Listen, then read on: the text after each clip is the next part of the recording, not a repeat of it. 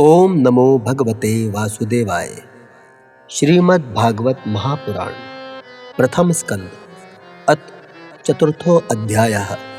महर्षि व्यास का असंतोष। व्यास जी कहते हैं, उस दीर्घकालीन सत्र में सम्मिलित हुए मुनियों में विद्या वयोवर्धक कुलपति ऋग्वेदी शौनक जी ने सूत जी की पूर्वोक्त बात सुनकर उनकी प्रशंसा की और कहा। शौनक जी बोले, सूत जी, आप वक्ताओं में श्रेष्ठ हैं तथा बड़े भाग्यशाली हैं। जो कथा भगवान श्री सुखदेव जी ने कही थी, वही भगवान की पुण्यमयी कथा कृपा करके आप हमें सुनाइए। वह कथा किस युग में, किस स्थान पर और किस कारण से हुई थी? मुनिवर, श्री कृष्ण द्वैपायन ने किसकी प्रेरणा से इस परमहंसों की संहिता का निर्माण किया था? उनके पुत्र सुखदेव जी बड़े योगी, समदर्शी, भेदभाव रहित, संसार निद्रा से जगे एवं निरंतर एकमात्र परमात्मा में ही स्थिर रहते थे। वे छिपे रहने के कारण मूढ़ से प्रतीत होते थे। व्यास जी जब संन्यास के लिए वन की ओर जाते हुए अपने पुत्र का पीछा कर रहे थे, उस समय जल में स्नान करने वाली स्त्रियों ने नंगे सुखदेव जी को देखकर तो वस्त्र धारण नहीं किया, परंतु वस्त्र पहने हुए व्यास जी को देखकर लज्जा से कपड़े पहने लिए थे। इस आश्चर्य को देखकर जब व्यास जी ने उन स्त्रियों से इसका कारण पूछा, तब उन्होंने उत्तर दिया कि आपकी दृष्टि में तो अभी स्त्री पुरुष का भेद बना हुआ है, परंतु आपके पुत्र की शुद्ध दृष्टि में यह भेद नहीं है। कुरु जंगल देश में पहुंचकर हस्तिनापुर में वह पागल, गूंगे तथा डग के समान विचरते होंगे। नगरवासियों ने उन्हें कैसे पहचाना? पांडव नंदन राजश्री परीक्षित का इन मौनी सुखदेव जी के साथ संवाद कैसे हुआ, जिसमें यह भागवत संहिता कही गई? महाभाग श्री सुखदेव जी तो गृहस्थों के घरों को तीर्थ स्वरूप बना देने के लिए उतनी ही देर उनके दरवाजे पर रहते थे जितनी देर में एक गाय दुही जाती है। सूत जी, हमने सुना है कि अभिमन्यु नंदन परीक्षित भगवान के बड़े प्रेमी भक्त थे। उनके अत्यंत आश्चर्यमय जन्म और कर्मों का भी वर्णन कीजिए। वो तो पांडव वंश के गौरव बढ़ाने वाले सम्राट थे। वे भला किस कारण से साम्राज्य लक्ष्मी का परित्याग करके गंगा तट पर मृत्यु पर्यंत अनशन का व्रत लेकर बैठे थे? शत्रुगण अपने भले के लिए बहुत सा धन लाकर उनके चरण रखने की चौकी को नमस्कार करते थे। वे एक वीर युवक थे। उन्होंने उस दुष्ट जय लक्ष्मी को अपने प्राणों के साथ भला क्यों त्याग देने की इच्छा की? जिन लोगों का जीवन भगवान के आश्रित है, वे तो संसार के परम कल्याण, अभ्युदय और समृद्धि के लिए ही जीवन धारण करते हैं। उसमें उनका अपना कोई स्वार्थ नहीं होता। उनका शरीर तो दूसरों के हित के लिए था। उन्होंने विरक्त होकर उसका परित्याग क्यों किया? वेदवाणी को छोड़कर अन्य समस्त शास्त्रों के आप पारदर्शी विद्वान हैं। सूत जी, इसलिए इस समय जो कुछ हमने आपसे पूछा है, वह सब कृपा करके हमें कहिए।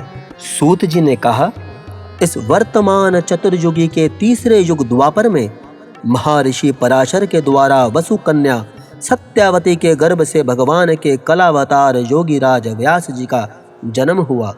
एक दिन वे सूर्य उदय के समय सरस्वती के पवित्र जल में स्नान आदि करके एकांत पवित्र स्थान पर बैठे हुए थे। महर्षि भूत और भविष्य को जानते थे। उनकी दृष्टि अचूक थी।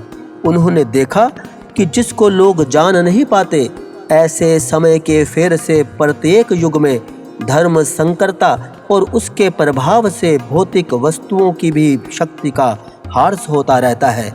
संसार के लोग श्रद्धाहीन और शक्ति रहित हो जाते हैं। उनकी बुद्धि कर्तव्य का ठीक ठीक निर्णय नहीं कर पाती और आयु भी कम हो जाती है। लोगों की इस भाग्यहीनता को देखकर उन मुनीश्वर ने अपनी दिव्य दृष्टि से समस्त वर्णों और आश्रमों का हित कैसे हो, इस पर विचार किया। उन्होंने सोचा कि वे दोक्त चातुर्होत्र कर्म लोगों का हृदय शुद्ध करने वाला है। इस दृष्टि से यज्ञों का विस्तार करने के लिए उन्होंने एक ही वेद के 4 विभाग कर दिए। व्यास जी के द्वारा ऋग, यजुः, साम और अथर्व इन 4 वेदों का उद्धार हुआ। इतिहास और पुराणों को 5वां वेद कहा जाता है।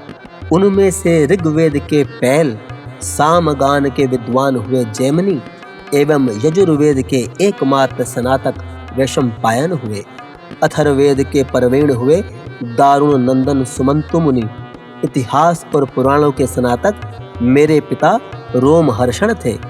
इन पूर्वोक्त ऋषियों ने अपनी अपनी शाखाओं को और भी अनेक भागों में विभक्त कर दिया।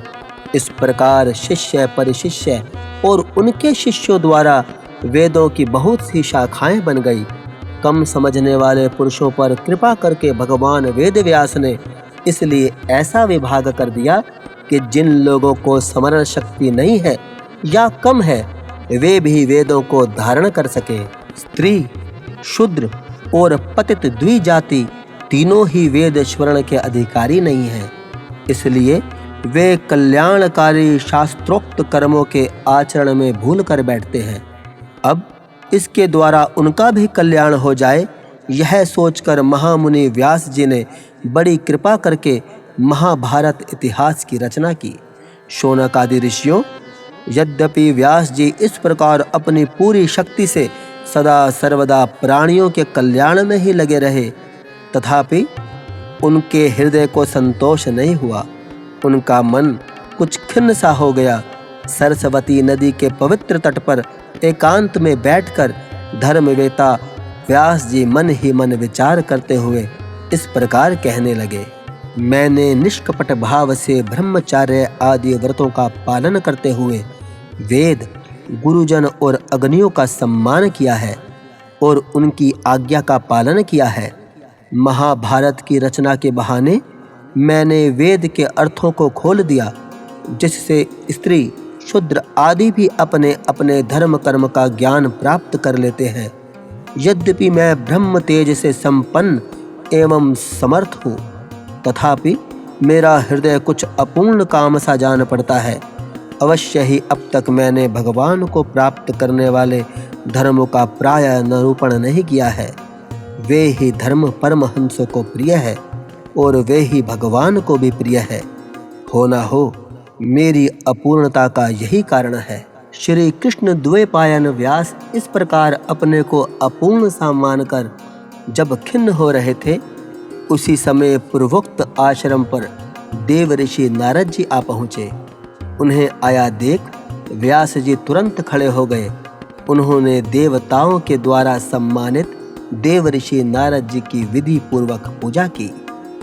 इति श्रीमद्भागवते महापुराणे परमहंसायां संहितायां प्रथम स्कंधे नेमिषोपाख्याने 4थो अध्यायः।